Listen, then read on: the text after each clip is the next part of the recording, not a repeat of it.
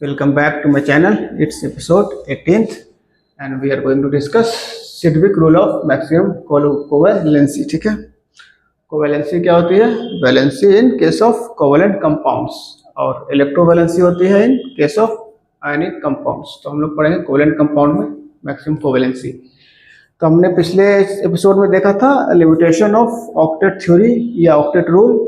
उसमें हमने देखा था एक लिमिटेशन थी एक्सपेंशन ऑफ ऑक्टेट, मतलब 8 इलेक्ट्रॉन से ज़्यादा वैलेंस शेल में आ गया तो हम लोग क्या कहेंगे, एक्सपैंड कर गया, ऑक्टेट आपका एक्सपैंड कर गया। तो उसी लिमिटेशन को ओवरकम करने के लिए या फुलफिल करने के लिए सेडविक साहब ने रूल दिया है, रूल ऑफ मैक्सिमम कोवैलेंसी। उन्होंने क्या कहा, it is not necessary for an atom to show maximum covalency of 4 for its stability. ठीक है, ये ज़रूरी नहीं है कि कोई एटम 4 ही कोवैलेंसी शो करे या मैक्सिमम 4 तक ही शो करे फॉर इट्स स्टेबिलिटी। 4 उन्होंने इसलिए यूज किया क्योंकि 4 कोवैलेंसी से आपका 8 इलेक्ट्रॉन्स पूरा होता है, यानी ऑक्टेट कंप्लीट होता है। 4 अगर आपका कोवैलेंसी होगा तो आप 8 इलेक्ट्रॉन आपके वैलेंस शेल में कंप्लीट हो जाएगा। 4 × 2 8। अगला उन्होंने कहा maximum covalency of an atom will depend on periodic number of periodic table. उन्होंने कहा कि मैक्सिमम कोवैलेंसी किसी एटम का या किसी एलिमेंट का डिपेंड करेगा पीरियोडिक नंबर पे जिससे वो बिलोंग करता है इन पीरियोडिक टेबल। तो क्या दिया उन्होंने कहा for period number 1 maximum covalency will be 2 and number of surrounding electron will be 4 electrons. ठीक है, इलेक्ट्रॉन जो सराउंड करेगा बॉन्ड बनाने के बाद। Period number n is equal to 2, second period के लिए का मैक्सिमम कोवैलेंसी हो जाएगी 4, नंबर ऑफ सराउंडिंग इलेक्ट्रॉन हो जाएगा 8, 4 × 2 8। थर्ड एंड फोर्थ पीरियड के लिए उन्होंने कहा मैक्सिमम कोवैलेंसी होगी 6, नंबर ऑफ सराउंडिंग इलेक्ट्रॉन होंगे 12 इलेक्ट्रॉन्स। और period greater than 4 maximum covalency होगी 8 और नंबर ऑफ सराउंडिंग इलेक्ट्रॉन होंगे 16 इलेक्ट्रॉन्स। तो ये उन्होंने किस आधार पर दिया, क्या बेसिस था इसका बेसिस यही था कि maximum covalency will be decided by the number of unpaired electrons. आप अपने ऑर्बिटल्स में कितने maximum number of unpaired electrons create कर सकते हैं या रीअरेंज कर सकते हैं। ठीक है, अगर आपका इलेक्ट्रॉन्स जो है लोन पेयर है तो आप उसको शिफ्ट करके अगले ऑर्बिटल में उसको अनपेयर कर सकते हैं या नहीं कर सकते हैं। आपके पास ऑर्बिटल खाली है नहीं है, उस आधार पे इन्होंने ये नंबर्स हमको दिए। ठीक है, इसका हम लोग अभी एक्सप्लेनेशन देखेंगे। आइए इसका एक्सप्लेनेशन हम लोग समझते हैं। तो हमने कहा कि आप कितना ज़्यादा अनपेयर्ड इलेक्ट्रॉन्स क्रिएट कर सकते हैं उतना ही ज़्यादा क्या होगा, आपका कोवैलेंसी होगा। ठीक है, तो बॉन्ड में कौन पार्टिसिपेट करता है, unpaired electrons. Paired electrons bond में पार्टिसिपेट नहीं करता, कौन करता है, अनपेयर्ड इलेक्ट्रॉन्स। एक इलेक्ट्रॉन यहाँ से आता है, एक इलेक्ट्रॉन दूसरे एटम से आता है, तो मिलकर के कोवैलेंट बॉन्ड बनता है। तो हमको क्या चाहिए, अनपेयर्ड इलेक्ट्रॉन्स जितना ज्यादा होगा उतनी ज्यादा उसकी कोवैलेंसी होगी। ठीक है, तो हम लोग देखेंगे स्कोप है कहाँ पर अनपेयर्ड इलेक्ट्रॉन्स करने का। ठीक है, हमने लिया सेकेंड पीरियड से एक आइटम एलिमेंट और एक लिया हमने थर्ड पीरियड से एक। ठीक है, यह है नाइट्रोजन का इलेक्ट्रॉनिक कन्फिगरेशन है 2s2 2p3, यह है 2s2, यह है 2p3, सब में एक एक सिंगल यहाँ पे इलेक्ट्रॉन दिख रहा है।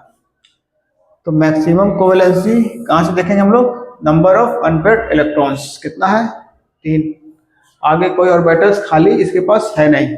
ठीक है, 2s2 2p3 के बाद कोई ऑर्बिटल खाली है नहीं, इसलिए मैक्सिमम कोवैलेंसी कितनी होगी इसकी, 3। For example NH3 NCl3 N2। अब आते हैं हम लोग फास्फोरस के पास।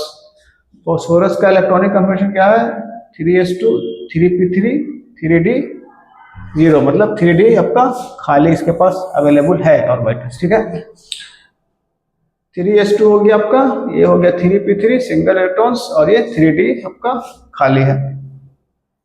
ठीक है, मतलब कि अब ये यहाँ से क्या करेगा कि एक इलेक्ट्रॉन इसको खाली ऑर्बिटल में भेज सकता है, यहाँ से एक ट्रांसफर कर देगा तो क्या हो जाएगा हमारा, कितना अनपेयर्ड इलेक्ट्रॉन हो जाएगा, पहले था 3, अब हो जाएगा 1 2 3 4 और 5। ठीक है, तो ये 3 बॉन्ड भी बना सकता है और फिर मैक्सिमम 5 बॉन्ड्स बना सकता है, क्योंकि मैक्सिमम कोवेलेंसी इसकी हो गई 5, क्योंकि maximum number of unpaired electrons के पास 5 हो सकता है, इससे ज्यादा नहीं हो सकता। ठीक है, इस प्रोसेस को हम लोग क्या बोलते हैं? एक्साइटेशन। क्या बोलते हैं? Excitation. Transfer of electron from lower energy level to higher energy level को हम लोग बोलते हैं एक्साइटेशन। और इस प्रोसेस में कुछ एनर्जी हमको चाहिए होती है, तो वो एनर्जी कहाँ से मिलती है ट्रांसफर करने के लिए? बॉन्ड फॉर्मेशन से। अगर बॉन्ड फॉर्मेशन के बाद उतनी एनर्जी रिलीज हो जाती है तो फिर ये एक्साइट होके चला जाता है हायर ऑर्बिटल में। ठीक है, अगर ये तीन ही इलेक्ट्रॉन का यूज करे बॉन्ड बनाने के लिए, मतलब वैलेंसी अगर 3 शो करेगा तो क्या क्या बनाएगा? PH3 PCl3 या जो आगे जो। अगर फर्स्ट एक इलेक्ट्रॉन आपको एक्साइट कर जाए, एक्साइटेड स्टेट बोलेंगे इसको हम लोग, ये है हमारा एक्साइटेड स्टेट, और ये है हमारा ग्राउंड स्टेट। ग्राउंड स्टेट में बनाएगा 3 बॉन्ड और एक्साइटेड स्टेट बनाएगा 5 बॉन्ड। 5 बॉन्ड में क्या एग्जांपल हमारे पास है? PCl5 PF5। PH5 ये नहीं बनाता है। ठीक है, क्वेश्चन आ सकता है एग्जाम में कि फास्फोरस PH3 बनाता है मगर PH5 नहीं बनाता है। क्यों?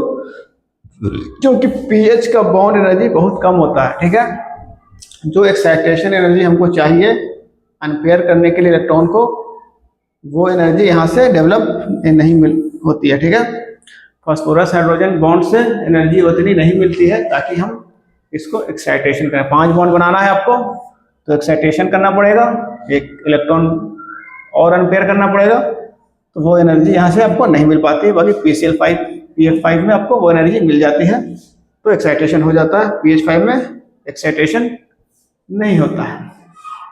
इसको नोट कर लीजिए, फिर आगे देखते हैं। चलिए अगला देखते हैं हम लोग। एक सेकंड पीरियड से हमने लिया ऑक्सीजन, थर्ड पीरियड से लिया हमने सल्फर, दोनों के हम लोग मैक्सिमम कोवेलेंसी देखते हैं। ऑक्सीजन का इलेक्ट्रॉनिक कन्फिग्रेशन क्या हो गया? 2s2 2p4।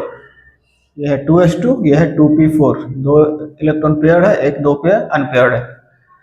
आगे कुछ खाली ऑर्बिटल है नहीं, तो कितना अनपेयर्ड इलेक्ट्रॉन है हमारे पास? 2। यही दोनों क्या होगा? बॉन्ड बनाएगा, तो 2 बॉन्ड मैक्सिमम बनाएगा। For example water H2O CO2, ये ऑक्सीजन 2 बॉन्ड बना रहा है, ये ऑक्सीजन 2 बॉन्ड बना रहा है। मैक्सिमम कितना बनाएगा ऑक्सीजन? 2 बॉन्ड। अब हम आते हैं हमारे सल्फर के पास। सल्फर का इलेक्ट्रॉनिक कन्फिग्रेशन है 3s2 3p4 और 3d0, मतलब 3d ऑर्बिटल हमारा पूरी तरह से खाली है। तो ये है हमारा ground state electronic configuration. 2 electron है, यहाँ पे 4 इलेक्ट्रॉन है, ये पेयर है, ये 2 अनपेयर है। अब क्या होगा? हमारे पास खाली ऑर्बिटल है तो हम क्या करेंगे? एक्साइटेशन करेंगे। फर्स्ट एक्साइटेड स्टेट पहले कहाँ से जाएगा? जो लोअर हायर एनर्जी है इन दोनों में से वो जाएगा। ठीक है, जो वैकेंट ऑर्बिटल है उससे जो नजदीक है एनर्जी लेवल में, वहां से इलेक्ट्रॉन उठ के आ जाएगा। इससे जस्ट पीछे कौन सा है एनर्जी लेवल? 3p। ये इलेक्ट्रॉन उठ के कहाँ चला जाएगा हमारा? इस वाले में। कितना हो जाएगा आपका अनपेयर्ड इलेक्ट्रॉन? 1 2, ये चला गया, खाली हो गया 1 2 3 4।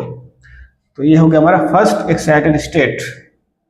ग्राउंड स्टेट में कितना बना सकता है? 2 बॉन्ड बना सकता है, 2 अनपेयर्ड इलेक्ट्रॉन है। फर्स्ट एक्साइटेड स्टेट में 4 अनपेयर्ड इलेक्ट्रॉन है, मतलब मैक्सिमम 4 बॉन्ड यहाँ से बना सकता है। अब आते हैं हम लोग सेकंड एक्साइटेड स्टेट। अभी भी एक हमारे पास पेयर इलेक्ट्रॉन है और खाली ऑर्बिटल भी है, तो क्या होगा? यहाँ से फिर ये जाएगा यहाँ पे ये इलेक्ट्रॉन। ठीक है, ये बोलेंगे हम लोग सेकंड एक्साइटेड स्टेट। कितना हो गया अनपेयर्ड इलेक्ट्रॉन? ये चला गया वहां 1 2 3 4 5 6। तो मैक्सिमम कितना बना सकता है? ये 6 बॉन्ड बना सकता है, क्योंकि इसके पास मैक्सिमम 6 अनपेयर्ड इलेक्ट्रॉन करने का स्कोप है। अब हम लोग एग्जाम्पल देखते हैं। अगर 2 ही है तो क्या हो गया हमारा? SCl2 CS2। ठीक है,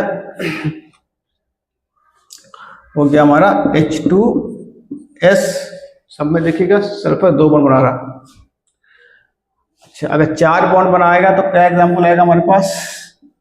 SF4 SO2। ठीक है, अगर 6 बॉन्ड बनाएगा तो 6 बॉन्ड बनेगा तो क्या बनेगा हमारा SF6 SO3 H2 SO4, ठीक है। इस तरह से सल्फर 2 बॉन्ड बना सकता है, 4 बॉन्ड बना सकता है और मैक्सिमम 6 बॉन्ड बना सकता है। मतलब मैक्सिमम कोवेलेंसी कितनी होगी सल्फर की 6 due to vacant 3D orbitals. तो हम लोग इसमें नेक्स्ट एपिसोड में हम लोग बहुत सारा एग्जांपल करना है, इसमें बहुत एग्जांपल है जो हम लोग नेक्स्ट एपिसोड में आपको करेंगे।